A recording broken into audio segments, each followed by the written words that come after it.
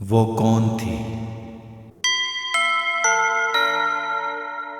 रात का आखिरी पहर था जब उसकी आंख खुली। वो घर में अकेली थी। बस उसके पहलू में उसका 3 साला बेटा सो रहा था। बिजली ना होने की वजह से कमरे में मोमबत्ती जल रही थी। आंख खुलते ही उसको कमरे में एक भारीपन सा महसूस हुआ और साथ ही सड़े हुए गोश्त की अजीब सी बदबू फैली थी, जिससे उसका जी मतलाने लगा। फिर अचानक उसकी नजर कमरे में मौजूद खिड़की पर पड़ी, जो बरामदे में खुलती थी। वो काफी बड़ी थी, उस वक्त बंद थी। सामने का मंजर देख उसकी सांस अटक गई। खिड़की में एक खातून खड़ी थी, जिसका कद 6 फुट 4 या 5 इंच के करीब होगा। उसने सफेद रंग का अजीब और गरीब लिबास जेब तन कर रखा था। उसके हाथ पैर गैर मामूली तौर पर लंबे, आंखें फटी हुई और चेहरे पर अजीब सी वहशत थी। उसका मुंह भी काफी लंबा था। वो मुसलसल बिना पलक झपकाए उसी को घूर रही थी और अब उसको भी अपनी तरफ मुतवज्जा देख वो अजीब और गरीब सी खातून, जो उस वक्त उसके घर में खड़ी थी, हाथ के इशारे से उसका बच्चा तलब करने लगी। ये देख तो उसकी जान पर बन आई। उसने बेसाख्ता नफी में अपनी गर्दन हिला दी, जिस पर बाहर खड़ी उस औरत के तेवर बदलने लगे। गुस्से के आसार उसके चेहरे पर नुमाया थे। उसने अब फिर इशारा किया, जैसे वो कहना चाहती थी कि वो अंदर आ रही है। कुछ ही देर में कमरे का दरवाजा खुला और फिर बंद भी हो गया। उसको कुछ दिखाई ना दिया, मगर उसका बच्चा हवा में ही उठ गया, जैसे किसी ने उसे अपनी गोद में ले रखा हो, और तेजी से कमरे से बाहर निकल गया। वो फौरन उठी और उसके पीछे दौड़ी। बच्चा रोते हुए अपनी मां को पुकारने लगा। चलते चलते वो घर से बाहर निकल आई। सड़क पार करते हुए वही खौफनाक खातून उसे दिखी। उसकी गोद में उसका बच्चा था और देखते ही देखते वो खातून उस बच्चे समेत नजरों से ओझल हो गई। हया की आंख एक जोरदार चीख के साथ खुली और उठते ही उसने अपने बच्चे सुभान को आवाज दी, जो बाहर खेलने में मगन था। अपनी मां की आवाज पर वो भागकर अंदर आ गया और वो अपने बच्चे को सलामत देख सुख का सांस लेने लगी और झट से उसको गले से लगा लिया। उसका दिल अभी भी तेजी से धड़क रहा था। उसका मतलब मैं ख्वाब देख रही थी और सामान की पैकिंग करते करते उसकी आंख लग गई थी। सर्दियों के दिन थे, दिन मुख्तसर और रातें तवील। जैसे जैसे दिन गुजर रहे थे, उसके साथ साथ मौसम में मजीद ठंडक आती जा रही थी। आजकल ठंडी हवाएं चल पड़ी थीं और सर्दियों में ये बात महसूस करने की है कि अंधेरा होते ही आहिस्ता आहिस्ता करके गलियां, सड़कें और इलाके जल्द ही सुनसान हो जाया करते हैं, क्योंकि ठंड बढ़ने की वजह से लोग जल्द से जल्द अपने काम खत्म करके अपने अपने ठिकानों को लौटने की कोशिश में होते हैं। तभी बेशतर इलाकों में अजीब सी वैरानी का राज होता है, जिससे बेजा एक वहशत का एहसास होता है। यह दिसंबर की एक सपहर थी। बाहर यखबस्ता हवाएं चल रही थी।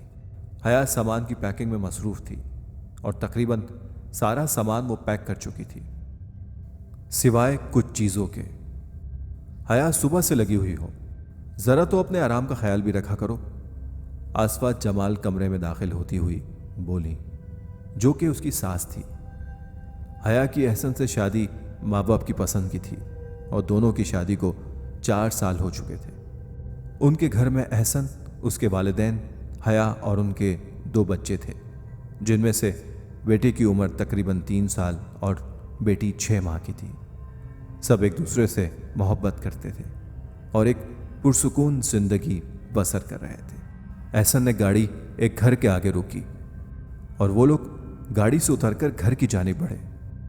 पहली ही नजर में मकान हया को जरा अजीब सा लगने लगा। यूं लगता था जैसे काफी सालों से किसी इंसान ने उस घर में कदम भी ना रखा हो। उसके आसपास भी कोई घर ना था। उस जगह पर घर एक दूसरे से काफी फासले पर थे। मगरिब होने में अभी थोड़ा वक्त बाकी था। आज मौसम बहुत खराब था। सुबह ही से आसमान को सिया बादलों ने अपनी लपेट में रखा था और अब तो काले बादल बिल्कुल सर पर आ खड़े हुए थे और जोरदार आवाज से गरज रहे थे। हवा बेहद तेज हो गई थी। कुछ ही देर में तूफानी बारिश का इम्कान था। मौसम की वजह से शाम होने से पहले ही गहरा अंधेरा छाया हुआ था और उस पास का सन्नाटा माहौल को मजीद हैबतनाक बना रहा था। एहसन को तो कोई फर्क ना पड़ा। वो आराम से गाड़ी में से सामान उतारने में मसरूफ था, जबकि उसके घर और इलाके को देखने के बाद हया के पूरे जिस्म में एक सनसनी सी दौड़ गई थी। दोनों घर में दाखिल हुए। घर काफी खुला और बड़ा था। एहसन सामान जगह पर रखने लगा और सुभान इतना खुला घर देखकर खुशी से पूरे घर में भागने लगा, जबकि हया को एक भारीपन का एहसास हो रहा था जो मुसलसल था। और सबसे अहम बात यह थी कि घर से एक अजीब किस्म की बदबू आ रही थी। ये वही बदबू थी जो उसने ख्वाब में महसूस की थी। उसको यह भी महसूस हो रहा था जैसे ये घर इससे कुछ कहना चाहता हो। उस घर में कोई मौजूद था जो उससे कुछ कहना चाह रहा था, मगर हया उसका इशारा समझ ना पाई और ये शायद उसकी जिंदगी की सबसे संगीन गलती थी। घर बिल्कुल खाली होने की वजह से उनकी आवाजें घर में गूंज रही थी। पूरा घर साफ हो चुका था जो हया और एहसन ने मिलजुल कर किया था और उस काम में रात के 2 बज गए थे। बच्चे तो पहले ही सो चुके थे और दोनों बेहद थकावट महसूस कर रहे थे। तभी हया चाय बनाने बावर्ची खाने की तरफ चल पड़ी और एहसन बालकोनी में खड़ा हो गया। घर 3 मनाजिल पर मुश्तमिल था, जिनमें से 2 मंजिलें उनके इस्तेमाल में थी, मगर ऊपर मंजिल में जाने से मालिक मकान ने उनको सख्ती से मना कर रखा था, जिसकी वजह पूछने पर एहसन को कोई खास दिलचस्पी ना थी। घर साफ होने के बाद घर का नक्शा ही बदल गया, मगर उस वहशत का एहसास अभी भी बाकी था। एहसन गैलरी में खड़ा इलाके का जायजा ले रहा था। दूर दूर तक गहरा सन्नाटा था और तेज बारिश अब तक थम चुकी थी, मगर बादल अभी भी थे और बादलों की गरज इतनी तेज थी कि यूं लगता था जैसे बादल उनके घर की छत पर ही उतरेंगे। कुछ देर में हया हाथ में चाय के 2 मग लिए वहां आ गई और फिर दोनों वहां मौजूद कुर्सियों पर बैठकर चाय से लुत्फ अंदोज होने लगे। एहसन, आपको यहां कोई बदबू महसूस हो रही है? हया ने सवाल किया। हाँ, हो तो रही है, मगर हमने तो पूरा घर अच्छे से साफ किया है, फिर ये बदबू क्यों नहीं गई? हया घबराई हुई थी। काफी अरसे से घर बंद पड़ा है, तभी ऐसा हो रहा है। खैर, चली जाएगी। एहसन की बात से हया का दिल मुतमईन ना हुआ। उसको फिक्रमंद देखकर एहसन इधर उधर की बातें करने लगा और अपने दफ्तर में होने वाला एक वाकया सुनाने लगा जो मज़ाक पर मुश्तमिल था, जिस पर दोनों हंस पड़े और उनके हंसने के साथ ही कोई 15-20 लोग और भी उनके साथ हंसने लगे। वो आवाज़ें काफ़ी खौफनाक थी, जिस पर वो दोनों अचानक ही खामोश हो गए और एक दूसरे की तरफ हैरत से देखने लगे। अब वहां बिल्कुल सन्नाटा था। आपने भी वो सुने हैं क्या कहे? खौफ से हया के हाथ पैर ठंडे होने लगे। हाँ, एहसन फौरन बोला और फौरन अपनी कुर्सी से उठकर नीचे झांकने लगा। फिर इधर उधर देखा, मगर हर तरफ वीराना था, कहीं किसी बशर का वजूद ना था। चलो अंदर चलते हैं, हवाएं चल रही हैं। यहां तो दूर से आती आवाज भी करीब से सुनाई देती है। एहसन ने हया को बहलाया, जबकि वो आवाजें उन्हीं के घर से आ रही थीं और वो दोनों अपने कमरे में आकर लेट गए।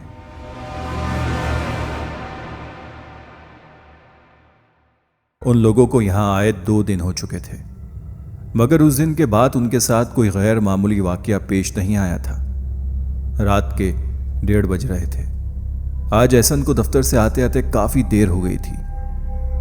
वो इतनी रात गए घर में हया और बच्चों के अकेले होने की वजह से जल्दबाजी में गाड़ी चला रहा था। वो अपने इलाके में दाखिल हो चुका था और इलाके की हुदूद में दाखिल होते ही सन्नाटा भी शुरू हो गया था। हर तरफ गुप अंधेरा था और साथ ही गहरी खामोशी भी। अंधेरा होने की वजह से उसे कुछ दिखाई नहीं दे रहा था। बस गाड़ी की हेडलाइट्स में हद निगाह तक सड़क दिख रही थी और उस सन्नाटे में बस एहसन की गाड़ी चलने की एक ही आवाज़ सुनाई दे रही थी। एहसन ने बराबर की सीट पर पड़ा फ़ोन उठाया और वक्त देखने की गर्ज से एक नज़र स्क्रीन पर डाली। आज उसने काफ़ी काम किया था, जिस वजह से उसको अपने असाब पर बेहद दबाव महसूस हो रहा था और नींद से आंखें बोझल हो रही थीं। इतने में उसको ज़रा दूर एक लड़की दिखाई दी। उसने बुर्का पहन रखा था और वो हाथ की मदद से एहसन को गाड़ी रोकने का इशारा कर रही थी। इतनी रात को इस जगह पे ये लड़की कौन हो सकती है? एहसन ने दिल ही दिल में कहा। पहले तो उसने गाड़ी को रोकना मुनासिब न समझा, मगर फिर अगले ही पल उसने उस लड़की के बिल्कुल सामने गाड़ी रोक दी, जिस पर वो चलकर जरा नजदीक आकर खड़ी हो गई। तो एहसन ने गाड़ी का शीशा नीचे किया। उस लड़की ने नकाब से चेहरे को छुपा रखा था, मगर उसकी आंखों से वो एहसन को जानी पहचानी सी लगी। जी, वो बोला, जिस पर उस लड़की ने अपने चेहरे पर से नकाब हटाया और बोली, मुझे आप घर तक छोड़ देंगे? उसका चेहरा बिल्कुल बेतासुर और सफेद था और होंठ नीले, जैसे बदन में लहू का एक कतरा ना हो। और तो और उसकी आवाज और लहजा भी बिल्कुल रूखे और जिंदगी से खाली थे। मगर एहसन को चौंका देने वाली बात यह ना थी। उसको हैरत का शदीद झटका तब लगा जब उसने उस लड़की का चेहरा देखा, क्योंकि वो तो उसके दोस्त की मरहुमा बहन थी और जिसकी वफात को पूरे 3 साल गुजर चुके थे। एहसन ने जल्दी से गाड़ी का शीशा ऊपर किया। ये देखकर वो लड़की तेजी से उसके करीब होने लगी। एहसन ने सूरत हाल देखते हुए गाड़ी को भगाने पर ध्यान दिया। उसके हवास उड़ चुके थे। वो गाड़ी को अब बहुत तेजी से चला रहा था।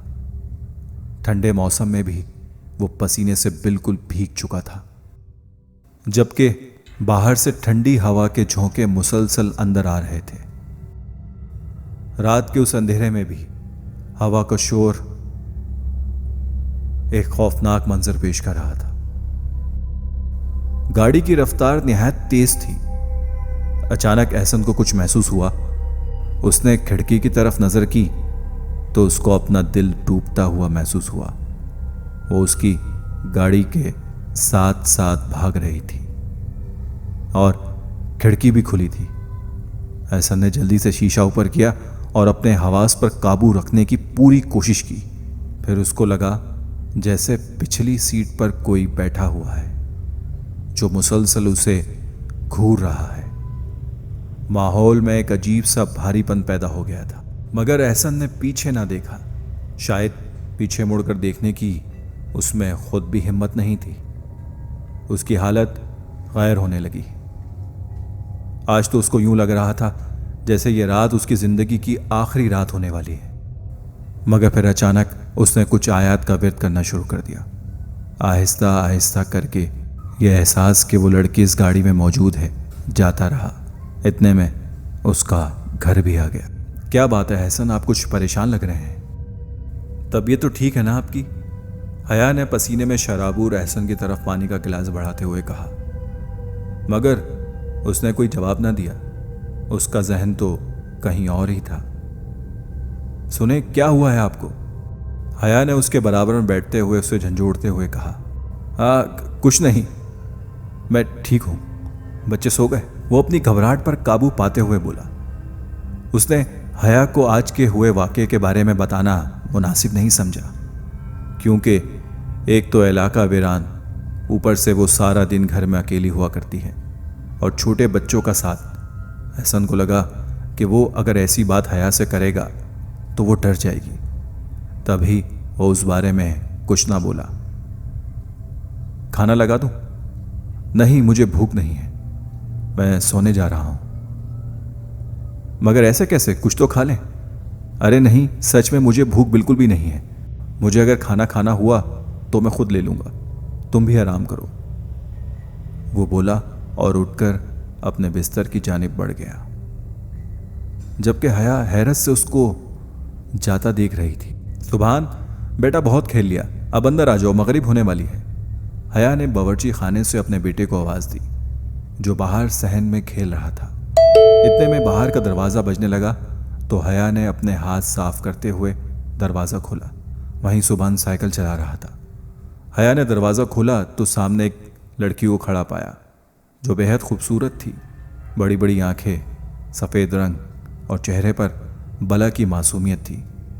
हया को वो पहली नज़र में बहुत भली लगी। उसने कहा, अस्सलाम वालेकुम बाजी, वो बोली।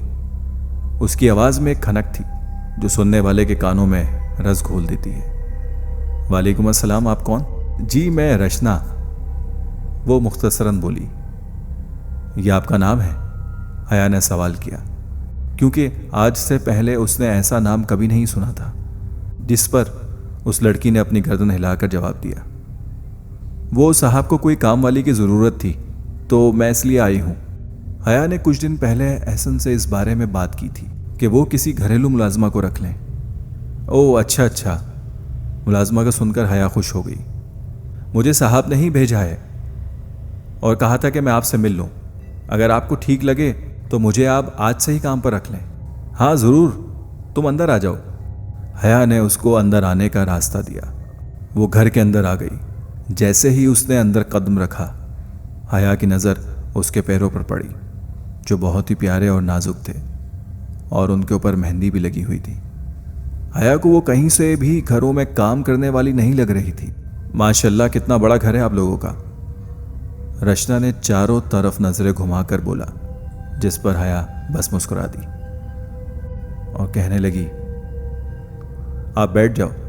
हया ने सोफे की तरफ इशारा करते हुए कहा और खुद भी सोफे पर बैठ गई। हाँ, तो क्या क्या काम कर लेती हो तुम? जी मैं घर का सारा काम जानती हूँ, झाड़ू, कपड़े, बर्तन, खाना बनाना और भी सारे काम। ये तो अच्छी बात है। वैसे तुम देखने से काम वाली लगती तो नहीं, पहले कभी किसी घर में काम किया है? हया बोली, जी बाजी मेरा तो काम ही यही है। अच्छा, घर में कौन कौन है और कहाँ की रहने वाली हो? बस जी, घर में मेरे बीमार ससुर हैं। एक सड़क हादसे में शौहर का इंतकाल हो गया था, उनको गुजरे 2 साल हो चुके हैं। मेरे माँ बाप नहीं हैं, ना ही कोई बहन भाई, बस एक ससुर ही है और इस पूरी दुनिया में उनका साया भी मेरे लिए एक गनीमत है। रचना ये सब बताते हुए रोने लगी। हया को उसके बारे में सुनकर बेहद दुख हुआ कि इतनी कम उम्र में वो बेवा हो गई। मतलब उसकी ज़िंदगी तो शुरू होने से पहले ही ख़त्म हो गई। न जाने क्यों हया को उससे मिलते ही एक अपनाइयत का एहसास सा हुआ, उससे हमदर्दी हुई। वो लड़की हया को बेहद अच्छी लगी, बल्कि किसी मोम की गुड़िया की तरह। ऊपर से उसके लहजे की नरमी और इखलाक ने उसकी शख्सियत को 4 चांद लगा दिए थे। ठीक है, तुम आज से ही काम पर लग जाओ। वैसे तो मैं सारा काम खुद ही संभाल लेती हूँ, बस कभी कभार थक जाती हूँ, तो तुम्हें बस मेरी कुछ मदद करनी होगी, ज़्यादा काम नहीं है। जी ठीक है, वो फरमाबरदारी से बोली। और हाँ, सैलरी की बात तो तुमने एहसन से कर ली होगी। जी बिल्कुल, रचना ने कहा। बाजी आपका एक ही बेटा है? नहीं, मेरे 2 बच्चे हैं। मेरा बेटा सुभान 3 साल का है और बेटी सोहा अभी सिर्फ 6 माह की है। हया मुस्कुराकर बोली।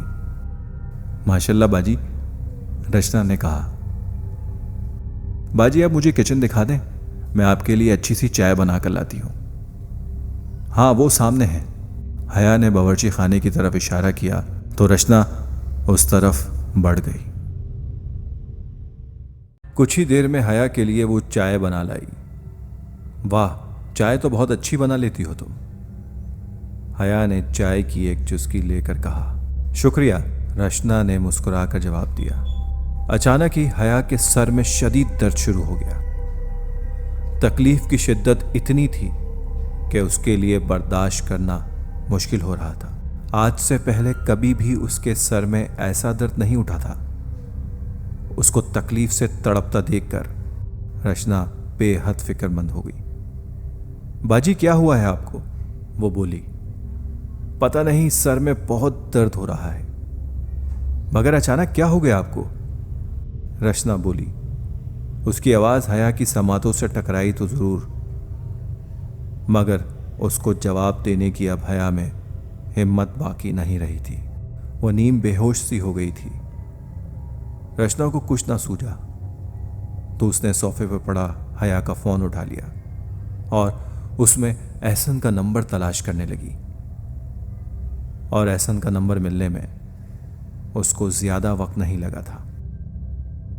नंबर मिलते ही उसने झट से उसको कॉल मिला दी। दूसरी तरफ अब हया मुकम्मल तौर पर बेहोश हो चुकी थी।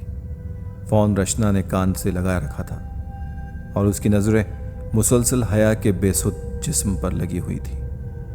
हेलो, दूसरी तरफ से एहसन की आवाज सुनाई दी। हेलो जी साहब, मैं रचना बात कर रही हूं, आप जल्दी से घर आ जाएं। बाजी की तबीयत कुछ ठीक नहीं है, वो तसल्ली से बोली। वो एक बहुत सुलझी हुई और समझदार लड़की थी। हया की तबीयत का सुनकर एहसन बेहद परेशान हो गया। क्या हुआ है हया को? साहब, परेशान होने वाली कोई बात नहीं, बस सर में दर्द है। रचना ने मुश्किल सूरत हाल में अपने हवास पर काबू रखते हुए निहायत उम्दगी से बात को संभाल लिया। अब एहसन की फिक्र में भी कुछ कमी आई। अच्छा ठीक है, मैं थोड़ी देर में पहुंच रहा हूं, जब तक तुम हया का ख्याल रखो। जी बेहतर। फोन रखते ही वो तेजी से बावर्ची खाने की तरफ बढ़ी और एक ठंडे पानी की बोतल ले आई और उसमें से पानी अपनी हथेली में लेकर एक छींटा हया के मुंह पर मारा, जिससे वो जरा जरा सी होश में आने लगी। बाजी, क्या हुआ है आपको? आप ठीक तो है ना? वो बोली। उसके लहजे में फिक्रमंदी साफ जाहिर थी।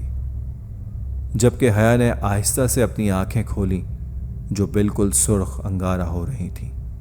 उठते ही उसने अपना सर दोनों हाथों में थाम लिया। क्या हुआ था? मैं बेहोश हो गई थी। जी बस थोड़ी तकलीफ है, इंशाल्लाह आप जल्द सेहतयाब हो जाएंगी। चले उठे, मेरे साथ चलें, आपको आपके कमरे तक छोड़ाऊं, रचना ने कहा और हया बिना कोई सवाल किए चुपचाप उसके साथ चल पड़ी। वो उसको सहारा देकर कमरे तक ले आई और लाकर बेड पर लिटा दिया। कुछ ही देर बाद दरवाजे पर दस्तक सुनाई दी। एहसन डॉक्टर को अपने साथ लेकर आया था। परेशानी के आसार उसके चेहरे पर साफ नुमाया थे। हया कहाँ है? उसने बेसब्री से सवाल किया। जी वो कमरे में, रचना ने कमरे की तरफ इशारा किया। एहसन डॉक्टर को लेकर तेजी से कमरे की तरफ बढ़ गया। ये लें साहब, पानी पिएं। ये बात सुनते ही वो होश की दुनिया में आया और कहने लगा, हाँ। ये बोलकर उसने रचना के हाथ से पानी का गिलास थामा और एक ही सांस में सारा पानी पी गया। दरअसल वो बेहद परेशान था क्योंकि डॉक्टर ने हया को बिल्कुल तंदुरुस्त बताया था। अगर जिस्मानी तौर पर वो बिल्कुल तंदुरुस्त है तो अचानक उसके सर में इस तरह दर्द क्यों उठा? उसको उस रात होने वाला वाकया याद आ रहा था और उसका दिल बार बार इस बात की गवाही दे रहा था कि हो ना हो हया को होने वाली तकलीफ का ताल्लुक उसके साथ पेश आए वाकये से जुड़ा है। उसी दौरान रचना ने उससे कहा, साहब जी चाय रखी हुई है, आप पहले चाय पिएंगे या खाना लगा दूं? वो फर्मा बरदारी से बोली। हया की हालत देखकर एहसन की भूख तो कब की मर चुकी थी। नहीं खाना नहीं, तुम बस चाय बना दो। जी ठीक है। वो कपड़े बदलने की गर्ज से उठा और अंदर चल दिया। रचना सुबहान को खाना खिलाने में मशगूल हो गई। रात का न जाने कौन सा पहर था जब हया की आंख खुली। उसकी आंख खिड़की के खड़पड़ से खुली थी। वो उठकर बैठ गई। पूरे घर के तमाम खिड़कियां और दरवाजे तेज हवा के साथ खुलते और बंद हो जाते। लाइट्स नहीं थी। घर में एक अजीब सी वैरानियत और वहशत का राज था। बाहर से चांद की रोशनी कमरे के अंदर दाखिल हो रही थी। हया ने जल्दी से अपने पहलू में मौजूद एहसन पर नजर डाली, जो उस वक्त गहरी नींद सोया पड़ा था। साथ ही उसकी बेटी सोहा भी मौजूद थी। मगर हैरत की बात तो ये थी कि उसका बेटा सुबहान वहां मौजूद ना था। ये देखते ही हया को अपनी धड़कन रुकती हुई महसूस हुई। उसने एहसन को जगाना चाहा, मगर वो टस से मस ना हुआ।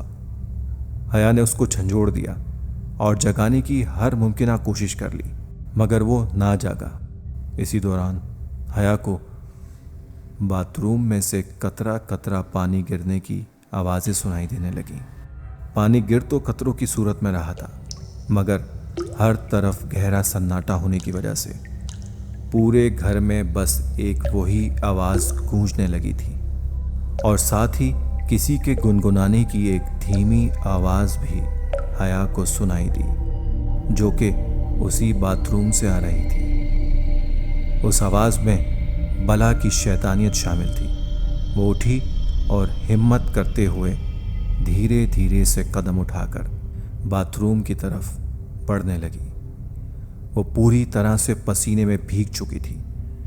एक एक कदम उसके लिए वबाले जान था, और जैसे जैसे वो बाथरूम की तरफ बढ़ रही थी, वो अजीब सी आवाज़ और तेज़ होती जा रही थी। हया बुरी तरह से कांप रही थी। अगर उसको अपने बच्चे की फिक्र ना होती तो शायद वो कभी भी उस तरफ बढ़ने की कोशिश ना करती, और इतनी हिम्मत अपने अंदर कभी पैदा नहीं कर सकती थी कि जिस हिम्मत से वो बढ़ रही थी। वो जब बाथरूम के पास पहुंची तो दरवाज़ा खुला हुआ था। उसको धकेलती हुई वो अंदर दाखिल हो गई। दरवाजे ने अजीब सी आवाज़ पैदा की थी, मगर ये तो उसका अपना ही घर था। मगर उस वक्त उसको अपने ही घर से एक अनजाना सा खौफ महसूस हो रहा था। जैसे ही उसने अंदर देखा, जो गैर मामूली तौर पर लंबी थी, किसी बच्चे को टब में नहला रही थी। न जाने क्यों हया का दिल बैठने लगा।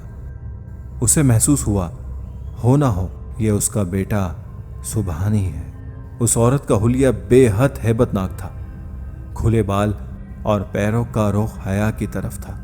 ये देख हया खुद को रोक ना सकी और बेसाख्ता उसके हलक से एक तेज चीख निकली, जिस पर वो अजीब औरत उसकी तरफ मुतवज्जा हो गई। अगले ही पल एक और आफत हया के सर पर आ पड़ी। उसका शक ठीक निकला। वो बच्चा वाकई में कोई और नहीं बल्कि उसका अपना बेटा सुबहान ही था। और अचानक ही हया की आंख एक जोरदार चीख के साथ खुल गई। सारे दिन की थकावट से चूर एहसन इस कदर गहरी नींद सोया हुआ था कि हया की चीख की आवाज पर भी ना जागा। हया ने देखा तो सुबहान अपनी जगह पर पुरसुकून नींद सोया हुआ था। ओह, इसका मतलब है वो एक ख्वाब था। उफ, हया ने बेख्याली में खुद से मुखातिब होते हुए कहा।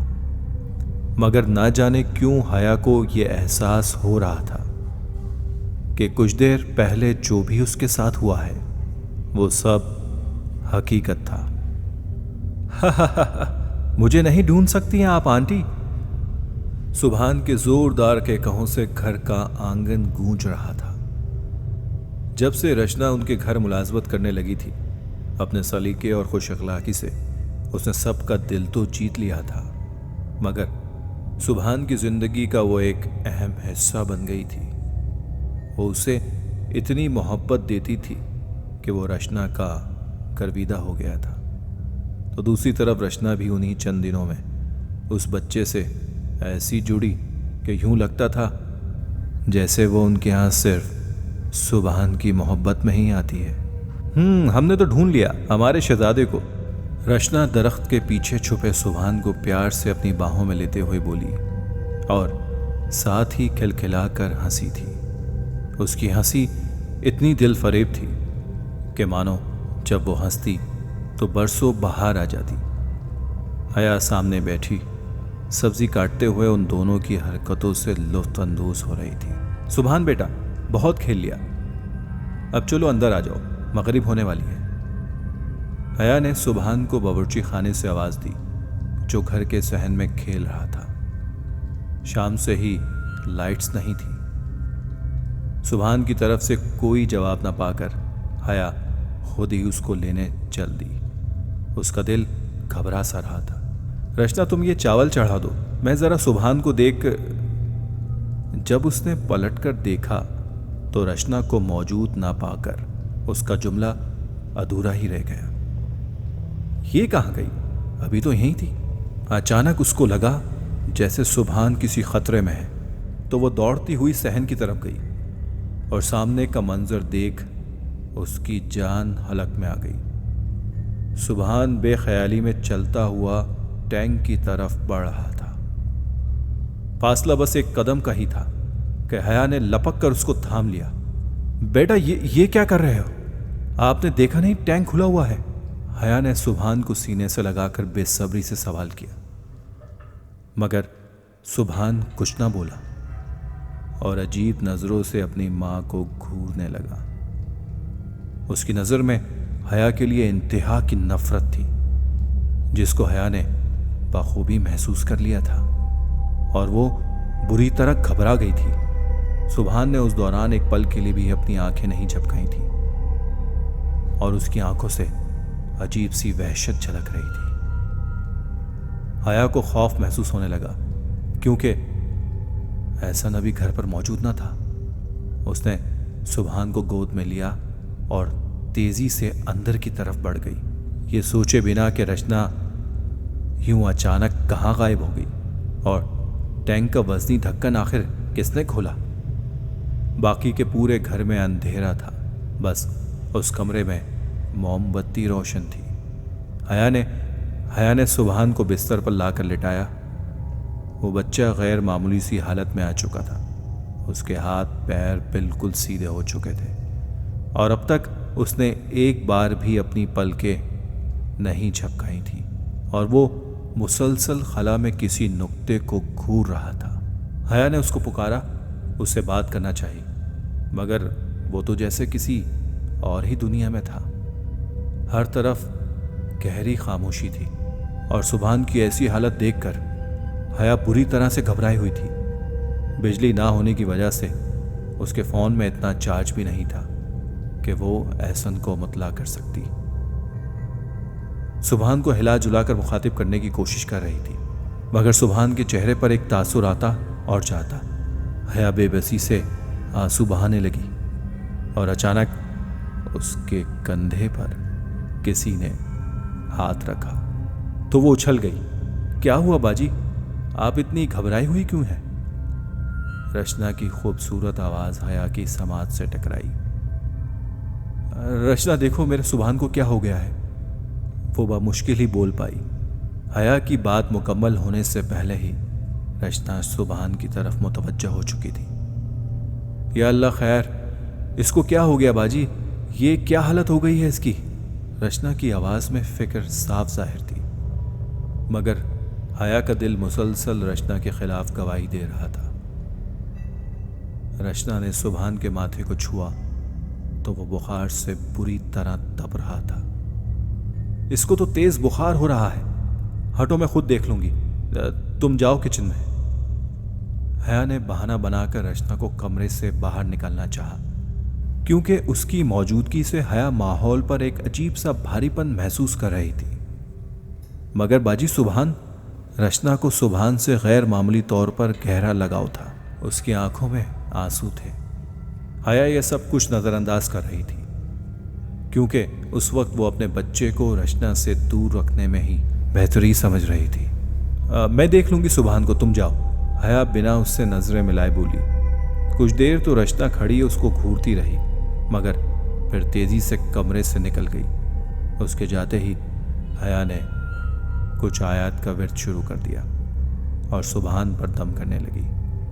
कुछ देर तक सुभान की हालत ठीक हो गई थी। तुम परेशान मत हो, अल्लाह खैर करेगा। कैसे परेशान ना हूं मैं, आज मेरे बच्चे की जान जाने वाली थी। मैं वक्त पर ना पहुंचती तो ना जाने क्या हो जाता एहसन। और आप कहते हैं मैं परेशान ना हूं। हया परेशानी के आलम में बोली। रात के 11 बज रहे थे। एहसन कुछ देर पहले ही दफ्तर से आया था और उसके आते ही हया ने आज का हुआ तमाम वाक़या उसके गोश गुजार कर दिया था, जिसको सुनकर एहसन की भूख मर गई थी। अंदर ही अंदर वो आज के हुए इस अजीब व गरीब वाक़े पर बेहद फिक्रमंद था। उसका जहन बुरी तरह से उलझ गया था। वो समझ ना पा रहा था कि आखिरकार सुभान के साथ जो कुछ भी हुआ वो क्या था, मगर वो हया के सामने खुद को नॉर्मल दिखाने की कोशिश कर रहा था। मैं कल जल्दी आ जाऊंगा और हम किसी अच्छे से डॉक्टर के पास इसे लेकर जाएंगे। मेरा दिल बहुत घबरा रहा है एहसन, मुझे बहुत डर लग रहा है। जिस तरह से आज सुभान मुझे घूर रहा था, आपने उसकी नज़र देखी होती तो आपकी रूह कांप जाती। हया ने सोए हुए सुभान पर नज़र डालकर बोला। एहसन की नज़रें भी मुसलसल सुभान पर ही टिकी हुई थी। हया को बार बार ख्याल आ रहा था कि रचना से मुताल्लिक उसके दिल में जो भी खदशा है वो एहसन को बता दे, मगर बिना किसी सबूत के वो यूं किसी गरीब मजबूर लड़की पर इल्ज़ाम भी नहीं लगा सकती थी। कोशिश तो बहुत की उसने, मगर उसके ज़मीर ने उसको इस अमल की इजाज़त ना दी। क्या हुआ, क्या सोच रही हो? देखो परेशान मत हो, बच्चे बीमार हो जाया करते हैं। तुम देखना डॉक्टर के पास जाते ही हमारा बेटा बिल्कुल ठीक हो जाएगा। चलो अब रोना बंद करो। एहसन ने हया को तसल्ली देनी चाही, मगर अंदर से वो खुद भी बेहद बेचैन था। इंशाअल्लाह। हया बामुश्किल मुस्कुराई और प्यार से सुभान की पेशानी को छूते हुए उम्मीद से बोली, इंशाअल्लाह। एहसन ने उसकी हाँ में हाँ मिलाई। चलो अब तुम सो जाओ, मैं भी सोता हूँ, सुबह आँख नहीं खुलेगी वरना। जी मगर आप खाना तो खा लें। हाँ बस अभी भूख नहीं है, नींद आ रही है। एहसन ने बहाना बना दिया और करवट होकर लेट गया। हया भी बिस्तर पर लेट गई। कुछ ही देर में वो गहरी नींद सो गई, मगर एहसन की आंखों से नींद कोसों दूर थी। वो आंखें बंद किए लेटा था कि उसको बाहर बरामदे से कुछ आवाज़ें सुनाई देने लगी, जैसे कोई चहल पहल हो रही हो, मगर घर में तो उस वक्त कोई नहीं था। रचना भी अपना काम खत्म करके 8 बजे अपने घर चली गई थी। एहसन ने हया की तरफ देखा, वो हर चीज से बेखबर गहरी नींद सोई हुई थी। एहसन कुछ आयत पढ़ने लगा तो एकदम आवाज़ें आना बंद हो गईं और सन्नाटा छा गया, मगर कुछ ही देर में उस खामोशी को किसी पायल की आवाज़ ने तोड़ा। यूं लग रहा था जैसे कोई पायल पहने उनके पूरे घर में घूम रहा हो।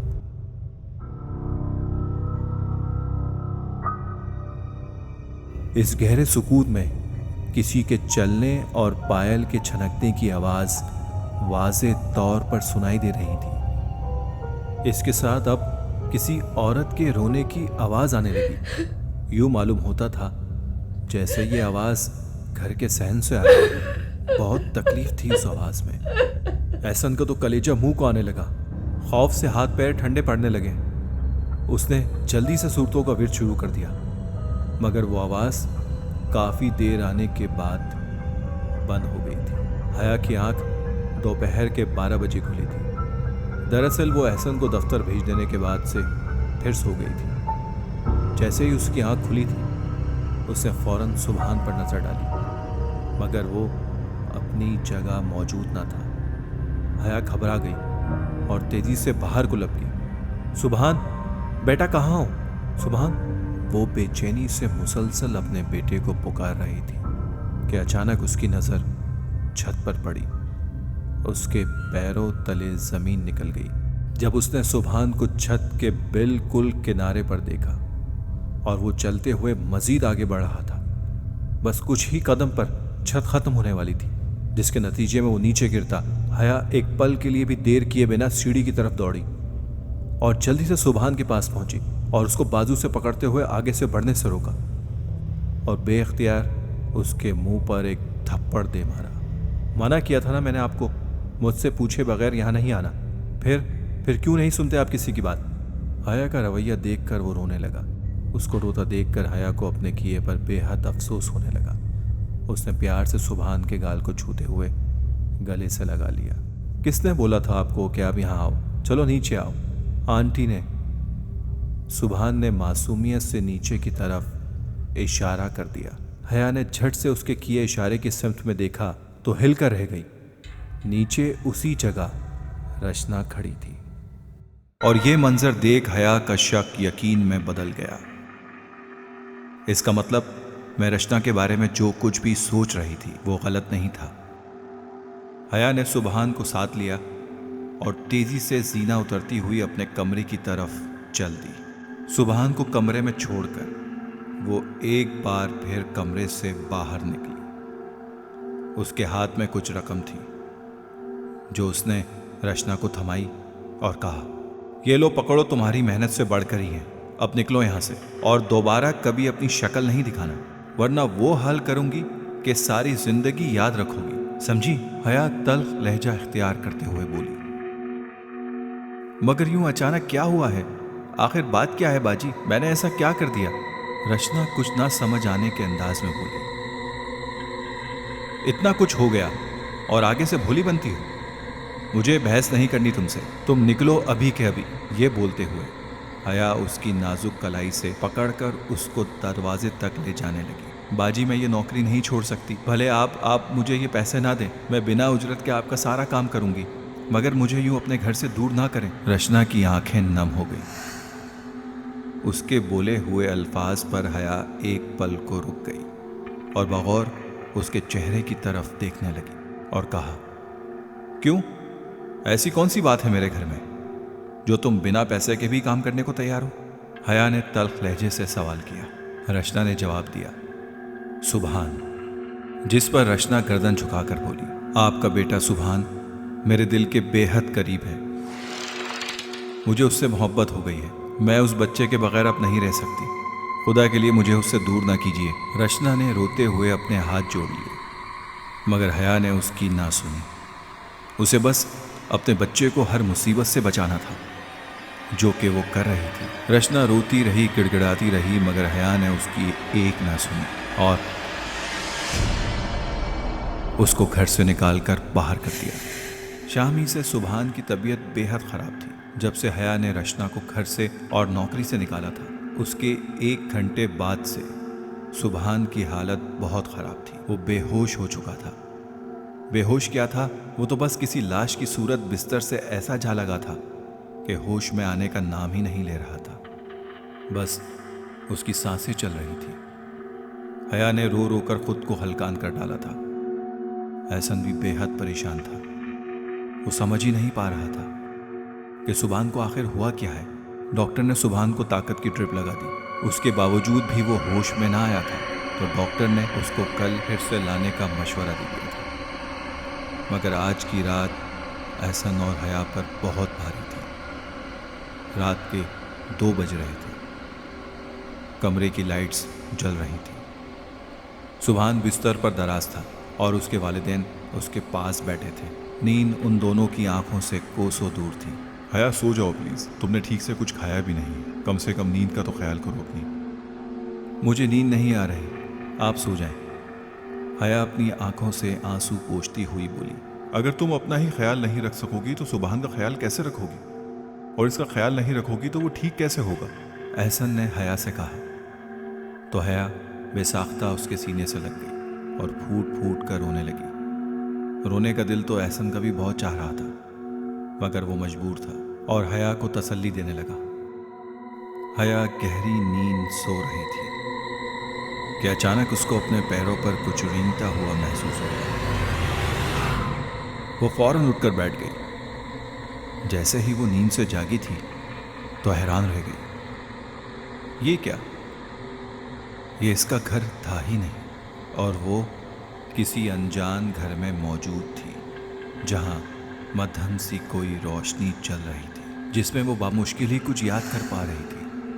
घर पर मौजूद हर चीज पर धूल मिट्टी की एक मोटी तह जमी हुई थी, जैसे सालों से ये घर बंद हो।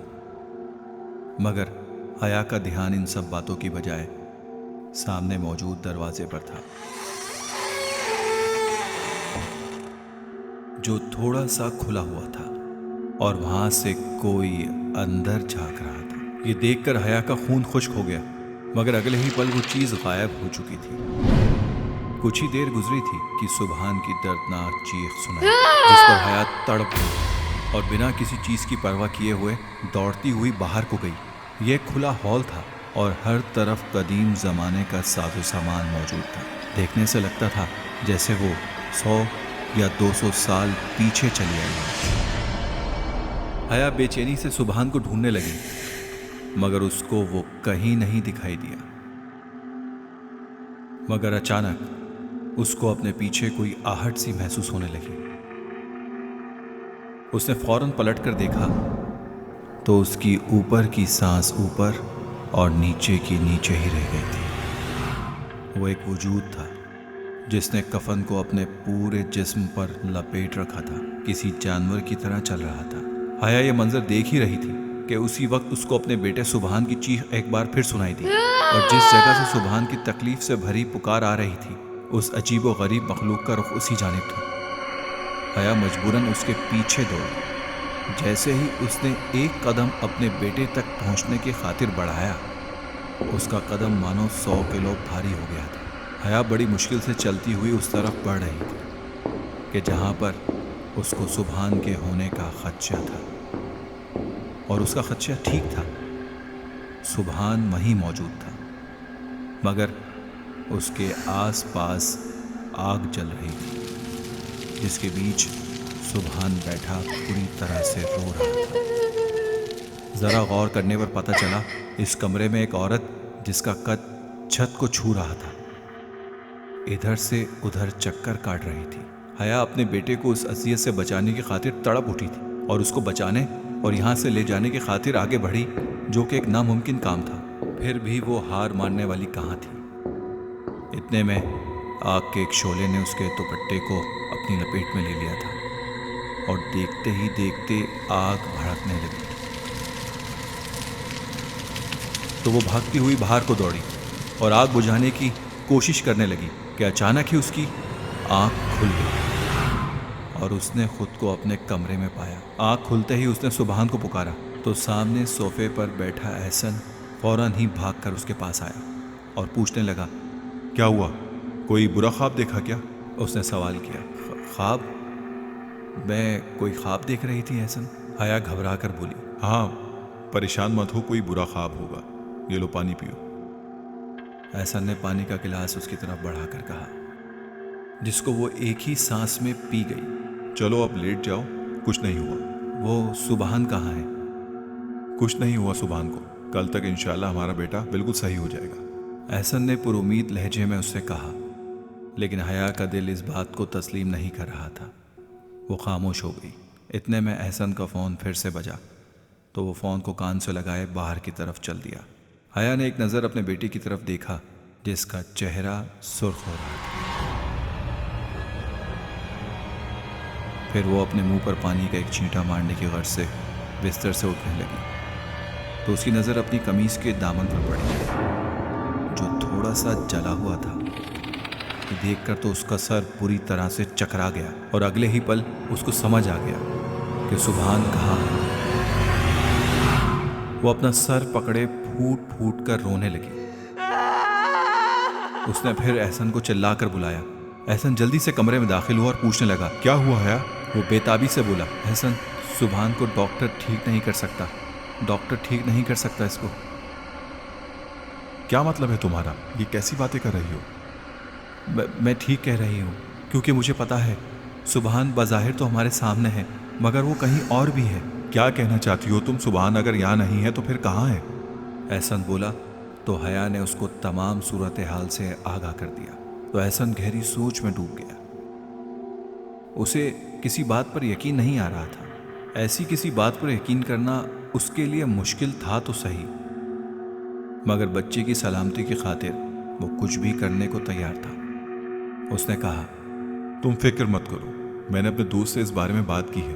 उसने एक अच्छे बुजुर्ग का बताया है। मैं कल ही उनसे मिलूंगा और हमारा बेटा सुबहान इंशाल्लाह हमारे पास होगा, पहले जैसा हंसता खेलता। इंशाल्लाह, हया नम आंखों से बोली। दोपहर के 2 बज रहे थे। हया बावर्ची खाने में खाना बनाने में मसरूफ थी, मगर उसका सारा ध्यान सुभान की तरफ था और आंखों से आंसू जारी थे। इतने में दरवाजे पर दस्तक हुई। वो अपने हाथ साफ करती हुई दरवाजा खोलने बाहर को चल दी। कौन है? उसने पूछा, मगर दूसरी तरफ से कोई जवाब ना आया। कौन? उसने एक बार फिर पूछा, मगर जवाब इस बार भी ना मिला तो उसने दरवाजा खोल दिया। सामने रचना खड़ी थी। उसकी आंखें भी नम थीं। देखने से यूं लगता था जैसे घंटों रोई हो। उसके देखते ही हया के तेवर बदल गए। वो अपने बच्चे की ऐसी हालत की जिम्मेदार उसको ही मानती थी। तभी उसको अपने सामने देखकर हया का खून खोलने लगा। क्यों आई हो? मना किया था ना तुम्हें मैंने। आखिर मकसद क्या है तुम्हारा? हया गुस्से से फट पड़ी, मगर वो खामोशी रही। उसकी खूबसूरत आंखें नम थीं। जब हया बोल चुकी तो वो निहायत ही नर्म लहजे में बोली, बाजी सुभान कैसा है? बस एक बार उसको देखने आई हूं। इज्जत नफ्स तो मेरी भी है। जिस तरह से आपने मुझे जलीलो रुसवा करके घर और नौकरी से निकाला, मैं शायद दोबारा कभी यहां ना आती। मगर मैं सुभान की मोहब्बत के आगे हथियार डालने पर मजबूर हूं। मुझे बहुत बुरे ख्वाब आ रहे हैं। सुभान की फिक्र ने कुछ रातों से मुझे बेचैन कर रखा है। बस एक नजर उसका मुस्कुराता हुआ चेहरा देख लूं तो दिल को सुकून आ जाएगा। नाम भी मत लो मेरे बच्चे का। इसकी ऐसी हालत की जिम्मेदार तुम ही हो। अब चलो निकलो यहां से। यह सब कुछ तुम्हारी वजह से हो रहा है। मुझे तो लगता है कि तुमने कोई जादू करवाया है। हया ने जोर से उसके मुंह पर दरवाजा बंद कर दिया। वो रोती रही, सुभान को एक नजर देखने के लिए मिन्नत करती रही, मगर हया को रहम ना आया। कुछ देर यूं खड़ी रही, मिन्नतें करने लगी, दरवाजा पीटती रही, मगर हया की तरफ से मुसलसल कोई रद्द अमल न पाकर आखिरकार वो चली गई। आज वो बुजुर्ग एहसन और हया के घर में मौजूद थे और सुभान के सिरहाने बैठे कुछ पढ़ने में मसरूफ थे। हया और एहसन उनके बराबर में बैठे बेसब्री से उनके जिक्र खत्म होने का इंतजार कर रहे थे और कुछ देर बाद उन्होंने अपनी आंखें खोल दी, जो उस वक्त सुर्ख अंगार हो रही थी। जैसे ही उन्होंने अपनी आंखें खोली, हया बेख्तियार बोल पड़ी, क्या हुआ मामून बाबा? मेरा बच्चा ठीक तो हो जाएगा ना? हया के चेहरे पर फिक्र साफ जाहिर थी। हया के सवाल करने पर कुछ देर तो मामून बाबा खामोश रहे, फिर कुछ देर बाद बोले, ये जो कुछ भी हो रहा है इसमें कसूरवार ये औरत है। उनका इशारा हया की तरफ था, जिस पर वो दोनों ही हैरत से एक दूसरे का मुंह तकने लगे। क्या मतलब है आपका बाबा? एहसन बोला, मतलब ये बच्चे के जाने अनजाने में ये बच्ची उन जिन्नात को तकलीफ पहुंचा गई है। वो कोई औरत है। मामून बाबा कुछ पल को खामोश हो गए और फिर हया से मुखातिब हुए, बेटा जब तुम इस घर में आई थी और सारा घर साफ करने के बाद क्या कचरा तुमने बाहर फेंकने की बजाय इस पेड़ के नीचे जलाया था? उनके सवाल करने पर हया पहले तो सोच में पड़ गई, मगर अगले ही लम्हे बोली, हाँ, मैंने इसी दरख्त के नीचे ही कचरे को आग लगा दी थी। मगर इस बात का सुभान के साथ होने वाले हादसे से क्या ताल्लुक है? ताल्लुक है बेटा, बहुत गहरा ताल्लुक है। इसी दरख्त के नीचे उसका बच्चा था, जिसको अनजाने में तुमने जलाकर मौत के घाट उतार दिया।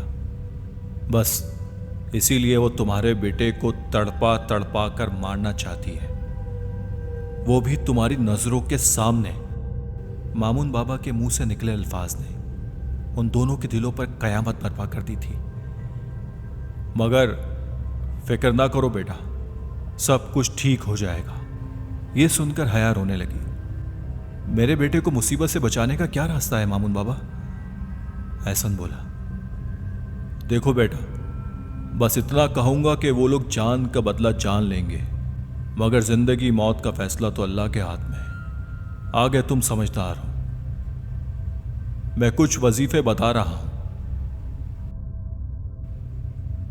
जिनको आपने हर फर्ज नमाज के बाद पढ़ना है और अपने बेटे के लिए दुआ करना है। अगर अल्लाह ने चाहा तो ठीक हो जाएगा। मैं आता रहूंगा इसको देखने। आप लोग परेशान ना होना, मैं अभी चलता हूं। ये कहकर मामून बाबा वहां से चले गए, मगर जाते जाते वो जो कह गए थे उसके ऊपर यकीन करना एहसन और हया के लिए मुश्किल हो रहा था। लेकिन उनके पास कोई और रास्ता भी तो नहीं था। पूरे घर में अंधेरा छाया हुआ था। बाहर से आती हल्की हल्की चांदनी घर को जरा रोशन किए हुई थी। आज 14वीं की रात थी। हर तरफ से कुत्तों और बिल्लियों के रोने की मनहूस आवाज़ें आ रही थी, मगर उन आवाज़ों के बीच काबिल गौर आवाज़ तो कोई और ही थी। कोई औरत निहायत ही दर्दनाक अंदाज से रो रही थी, जैसे किसी के मरने का मातम कर रही हो। हया एक बार फिर वहशतनाक घर में मौजूद थी, जहां उसका लख्ते जिगर उसका बेटा सुभान मौजूद था। हया बेहद खौफ महसूस कर रही थी, मगर उसे किसी भी हाल में सुभान को बचाना था। वो आवाज के ताक़ुब में चल पड़ी। बामुश्किल ही उसको दिखाई दे रहा था। जैसे जैसे वो कदम आगे बढ़ा रही थी, वैसे वैसे वो हैबतनाक आवाज पुरजोर होती जा रही थी। हया वो कमरा तलाश करने लगी जहां उसने पहली बार सुभान को देखा था, और आखिरकार उसने वो कमरा तलाश कर ही लिया। मगर उस कमरे के बिल्कुल सामने एक औरत सर घुटनों में दिए रो रही थी।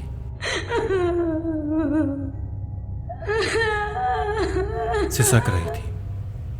अनजान घर, रात का गहरा अंधेरा, मुकम्मल खामोशी, और इस खामोशी में गूंजती हुई ये दर्द भरी आवाजें, इनको सुनकर हया बुरी तरह कांप रही थी। कौन हो तुम?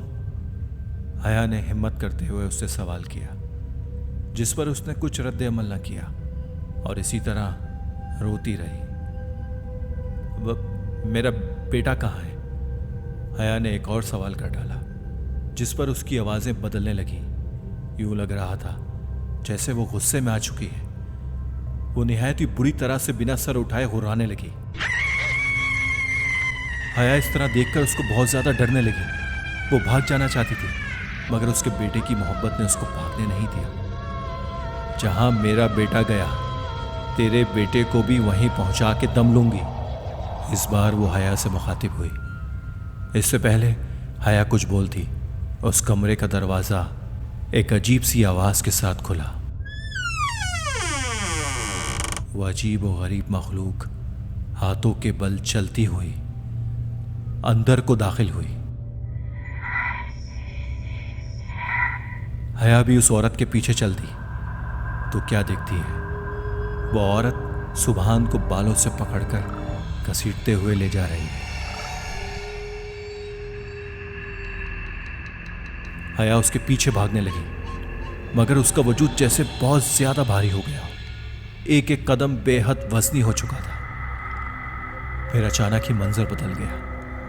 अब हया ने खुद को एक घने बड़े जंगल के बीचों बीच पाया। यहाँ के हर एक दरख्त की ऊंचाई इतनी ही थी कि इंसान की हद निगाह खत्म हो जाए, मगर दरख्त खत्म ना हो। हया ने एक बार फिर नजर उठाकर गौर से उन ऊंचे लंबे दरख्तों को देखा तो खौफ से ऐसी कांपी कि फिर दोबारा उसकी ऊपर देखने की तरफ हिम्मत नहीं हुई। हवा बहुत तेज चल रही थी, इतनी तेज कि दरख्तों को पूरी तरह से झंझोड़ रही थी, और उसकी सनसनाहट उस पल हया की समातों पर जहर का काम कर रही थी। वो अपने होश बहाल करने की कोशिश कर रही थी कि उसके कानों में सुभान की आवाज आई। सुभान की मुसीबत ज़दा आवाज सुनते ही वो तो बिन जल मछली की तरह तड़प गई और जंगल में इधर से उधर पागलों की तरह भागने लगी। बिलाखिर उसको दूर कहीं दहकती आग नजर आई। सुभान की आवाजें उसी तरफ से मुसलसल आ रही थी। वो बिना किसी बात की परवाह किए बगैर उस तरफ भागने लगी। भागते भागते न जाने कितने ही कांटे उसके पैरों में लगे थे। आंसू उसकी आंखों से रवा थे, मगर वो रुकी नहीं। वो उस जगह पहुंच जाना चाहती थी और पहुंच गई जहां सुभान मौजूद था। सामने का मंजर दिल दिला देने वाला था। दूर से दिखाई देने वाली आग अब गायब हो चुकी थी। कुछ कदावर अजीबो गरीब मखलूकात सुभान को घेरे हुई थी और वो मुसलसल रो रहा था। वो सब सफेद रंग के लिबास में मलबूस थे और उनके सर एक आम इंसान से कोई 5 गुना ज्यादा लंबे थे। सबने सुभान के गिर्द एक दायरा बना रखा था जिसको उस पर वो मजीद तंग करते जा रहे थे। हया बेबसी से खड़ी ना रह सकी और अपनी जान की परवाह किए बगैर उस तरफ लपकी तो फिर से मंजर बदल गया। अब हया ने खुद को एक वसी कब्रिस्तान में पाया जहां चारों तरफ दूर दूर तक कब्रें ही कब्रें थी। हया इधर से उधर देख रही थी कि उसको एक कब्र जरा खुली दिखाई दी, मगर जान निकाल देने वाला मंजर था ये कि उस कब्र में से कोई लेटा झांक रहा था जिसका पूरा जिस्म काला और आंखें मुकम्मल सफेद थी। वो मुसलसल हया की तरफ ही देख रहा था। ये देखते ही हया ने वहां से दौड़ लगा दी और ना जाने कितनी ही दूर वो भागती रही। जब उसकी सांस जवाब देने लगी तब थक हार कर वो एक जगह रुकी तो ये देखकर वो हिल गई कि जिस जगह से वो भागना शुरू हुई थी अभी भी वहीं खड़ी है। हया जोर जोर से रोने लगी। जिंदगी में पहली बार वो खुद को इतना लाचार महसूस कर रही थी। उसको अपने नजदीक से जरा शोर सुनाई दिया तो वो उस तरफ मुतवज्जा हुई। वही गिरोह जिसको उसने जंगल में देखा था। वो सब अजीबो गरीब वहशतनाक आवाजों में रो रहे थे। इस बार उन्होंने सुभान को एक कब्र के ऊपर लेटा रखा था और उसके आसपास आग जल रही थी। आग के शोले इतने ऊंचे थे कि जैसे आसमान को छू लेंगे। वहां पर बहुत सी लकड़ियों का ढेर भी लगा था जिनको आग ने अपनी लपेट में ले रखा था। हया को ऐसा लगा कि वो हार चुकी है। उसे लग रहा था वो अपने बेटे को आखिरी बार देख रही है। वो आग आहिस्ता आहिस्ता करके सुभान के करीब आती जा रही थी। वो तड़प रहा था, अपने माँ बाप को पुकार रहा था। हया बेबसी से घुटनों के बल गिर गई और फूट फूट कर रोने लगी। इतने में उसे रचना की आवाज सुनाई दी। उसने चिल्लाकर सुभान को पुकारा था। हया ने गर्दन उठाकर जब देखा तो रचना दौड़ती हुई सुभान के करीब पहुंच गई। तुम? हया ने हैरत से सवाल किया। जो ख्वाब आप देखती आ रही हैं वही सारे ख्वाब मैं भी देखती आई हूं, क्योंकि आप तो सुभान की मां हैं, मगर मैंने भी इसको बिल्कुल मां की तरह चाहा है। शायद तभी वो इतना ही बोल पाई थी कि सुभान की चीख ने उन दोनों को अपनी तरफ मुतवज्जा कर दिया। बेटा सुभान, रचना तड़प कर बोली और फिर बिना किसी बात के फिक्र किए वो आग में कूद गई। सुभान को उसने उठाकर उस आग के शोलों से दूर फेंक दिया, जिससे उसे मामूली चोट तो आई मगर उसकी जान बच गई थी। हया दौड़कर सुभान के पास गई और उसको गले से लगाकर पागलों की तरह रोने लगी। ये देखे बगैर कि इसके बेटे की जान की खातिर वो मासूम लड़की अपनी जान की बाजी हार गई। रचना को उस आग ने पूरी तरह से अपनी लपेट में ले लिया था और वो बुरी तरह झुलस रही थी। बिलाखिर वो दम तोड़ गई। हया की आंख एक जोरदार चीख के साथ खुली। देखो हया, देखो, सुभान को होश आ गया है। नींद से बेदार होते ही एहसन की आवाज उसके कानों में पड़ी तो वो भी सुभान को जीता जागता देखकर खुशी से निहाल हो गई और वो दोनों खुदा का शुक्र अदा करने लगे। अस्सलाम वालेकुम अंकल, मेरा नाम हया एहसन है। मुझे रचना से मिलना है। हया आज पूरे हफ्ते बाद रचना के घर के दरवाजे पर खड़ी थी। दरवाजा उसके ससुर ने खोला था। आप कौन हैं? बुजुर्ग ने सवाल किया। मैं उसकी दोस्त हूं।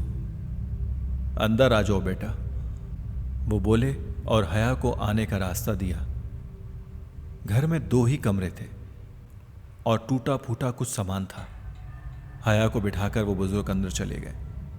कुछ ही देर में हया के लिए वो चाय बनाए लाए थे।